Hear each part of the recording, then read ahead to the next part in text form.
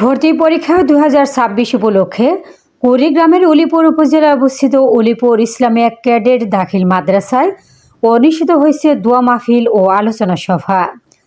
কুড়িগ্রাম থেকে রফিকুল ইসলাম রফিকের পাঠানো তথ্যচিত্রে থাকছে বিস্তারিত। শনিবার 3 জানুয়ারি 2026 সকাল 10টা থেকে মাদ্রাসার প্রাঙ্গণে ভর্তি পরীক্ষা শুরু হয়। নির্ধারিত সময় শেষে পরীক্ষা সম্পন্ন হলে আয়োজন করা হয় দোয়া মাহফিল ও সংক্ষিপ্ত আলোচনা সভা। অনুষ্ঠানে বিভিন্ন স্থান থেকে আগত ভর্তি ইচ্ছুক শিক্ষার্থী ও তাদের অভিভাবকরা অংশগ্রহণ করেন। এই প্রতিষ্ঠানে 3 ভাষায় পবিত্র কোরআন তেলাওয়াত এবং 4 ভাষায় শিক্ষা প্রদান করা হয়।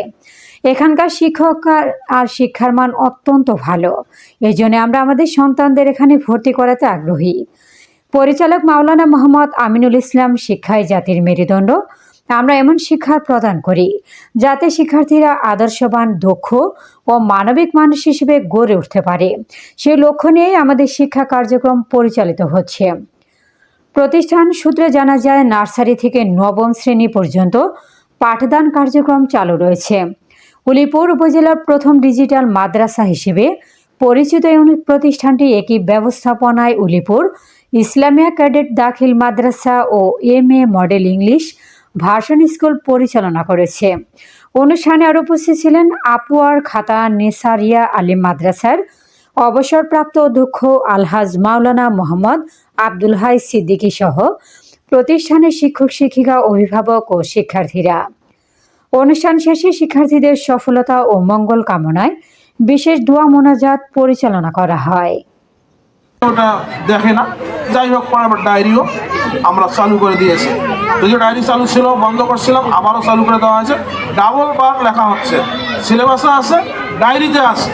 শুধু বাসায় কি করবেন, চেক করবেন যে পড়াগুলো পড়িয়েছে এই পড়াগুলো আমাদের বাচ্চা শিখছে কিনা, কারণ সব বাচ্চাই কিন্তু সমান শিখবে না।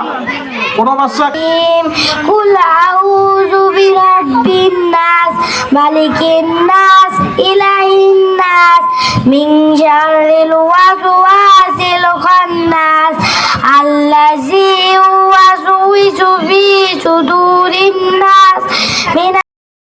আমাদের প্রত্যেককে তুমি কবুল মঞ্জুর করে নাও। উলিপুর ইসলামিয়া ক্যাডেট দাখিল মাদ্রাসাকে তুমি কবুল মঞ্জুর করে নাও ইয়া রব্বুল আলামিন। আল্লাহ, আজকে অ্যাডমিশন টেস্ট হয়ে গেল, রব্বুল আলামিন যারা অংশগ্রহণ করেছে